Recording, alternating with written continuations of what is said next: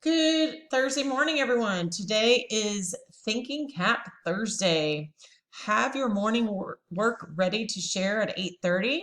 There are still students who haven't given me their three top choices for our Making Connections project of the week.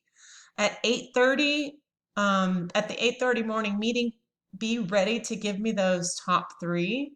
The project is due tomorrow, so I really need to get those there's about 6 kids that have not given me their top three choices that I can get back with them on.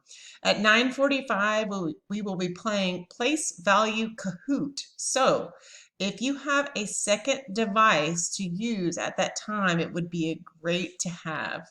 At 10:45, we will be diving into our story of the week because of Dixie and discussing the skills you will learn.